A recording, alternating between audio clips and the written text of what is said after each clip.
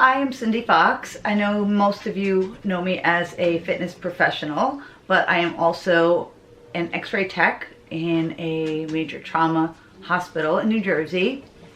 So through the years, I have seen a lot of people either come into the emergency room with all kinds of issues that are related to either heart disease, stroke, diabetes, and although I know some of it is genetic, a lot of it can be controlled or at least reduce the symptoms through diet and exercise. I've also trained a lot of people over the years who were very consistent with their workouts, but would not change their diet at all. So even though they felt like they were doing what they should, when they go to the doctor, they find out that they have high blood pressure, high cholesterol, or borderline diabetes. So I'm just here to give you some pointers on how to lower your cholesterol without having to go on medication.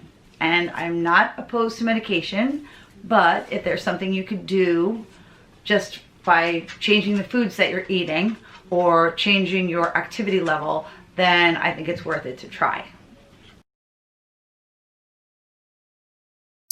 I have been vegan for about 13 years, and a few years back, I had to get blood work for my job for a life insurance policy. And although my cholesterol was within the normal range, it was like towards the higher. And I found that kind of odd. So I asked the nurse, why that is. And she proceeded to tell me, oh, you could increase your exercise. And I said, I teach 6 classes a week, and a lot of them were cardio at the time. So she's like, oh, then it's probably your food. You could cut back on, beef and pork. And I said, no, I'm vegan, which she didn't understand the concept of that. So then she proceeded to tell me, well, if you eat a lot of eggs, no, vegan, we don't eat eggs or dairy. So I said, what else you got for me? She's like, do you smoke? No.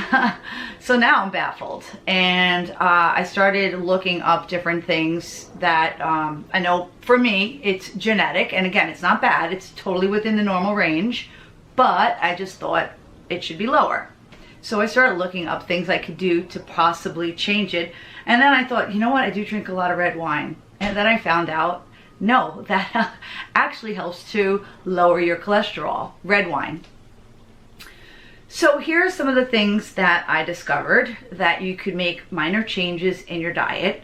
I'm not a breakfast person, but if you do like to eat breakfast and let's say you choose to get like, I don't know, an egg and cheese sandwich or waffles or something, you can try oatmeal, which I know it's kind of boring.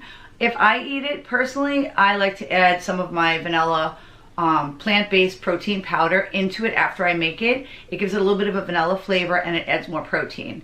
That's just my choice. But if you like fruit, you can put fruit in it.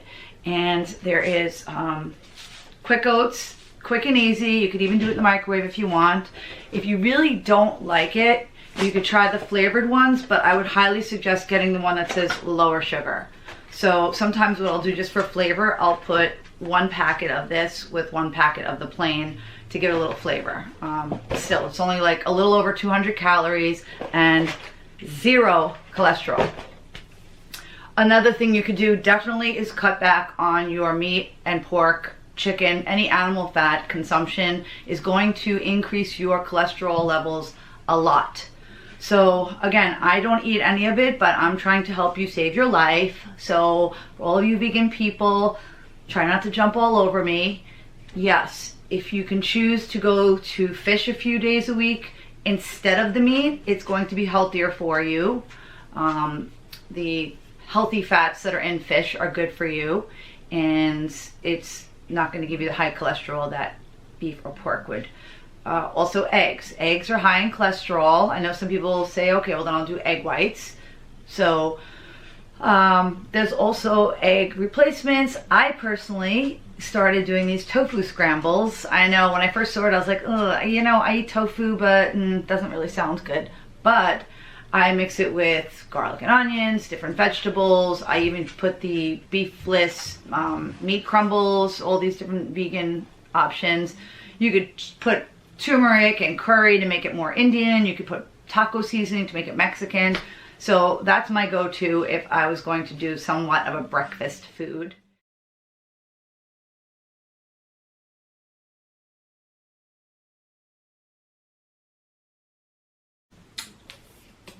Smoothies. This is a great way to put a lot of healthy things into your breakfast if you're not a breakfast person, or even if you're just trying to be healthier. You can use soy milk, cashew milk, almond milk, coconut milk, anything that's like a non-dairy. Mix it with a plant-based or whatever your choice of protein powder is. You could put raspberries, blueberries, or half a banana. Watch your sugar. I personally will only put blackberries or blueberries in my smoothie. I put spinach or kale, but I also found that chia seeds help to lower your cholesterol. Flax seeds are great for you also.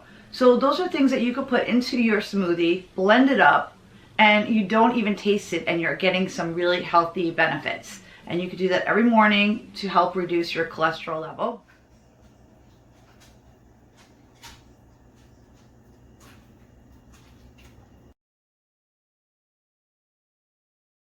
Another thing is nuts.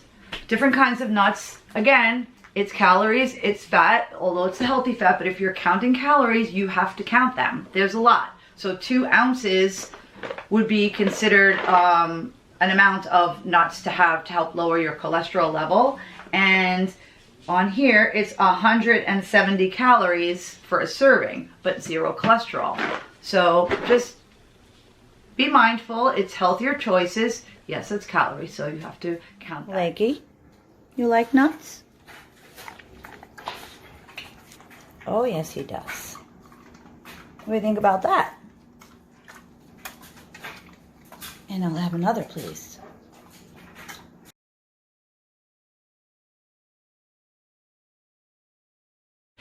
Beans, all different types of beans are great. They're protein, they're good carbs, and they help lower your cholesterol.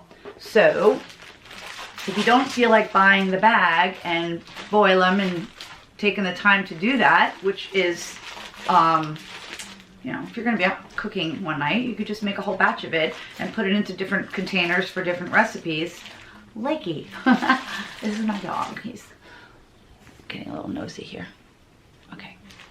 Yes, he even eats them, although I don't give him a lot. I'll let him taste my stuff here and there, but you can get it in the can. Red beans, chickpeas, lentil soup. There's so many different things. If you go to a Mexican restaurant and you want to be healthy, cut out the beef and the chicken, I will get a vegetable fajita and put all the vegetables. You could have the rice, the refried beans, regular beans. I personally, again, don't do dairy, so I don't have the cheese and the sour cream, so it's really not fun for me to do that unless I'm making it at home, because then I have all my vegan substitutes. But you could just substitute beans. You have a complete meal that's very healthy, and with all the spices and seasonings, it's still delicious. So you're not missing anything except the cholesterol.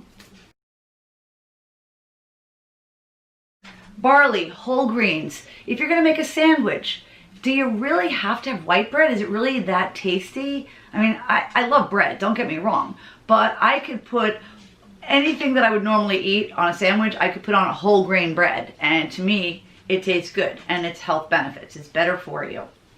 Let's see.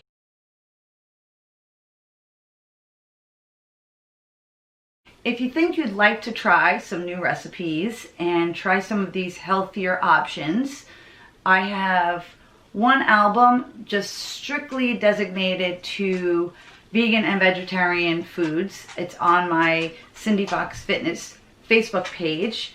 I don't know, scroll through albums and just look for vegetarian, vegan food. And some of it is things I cooked, some of it is if I was out, I ordered something and it just looked delicious, tastes delicious, and some of them have recipes. So I would be more than happy to try to help you with recipes. And you can also Google search, there's a million things out there. So good luck and stay healthy.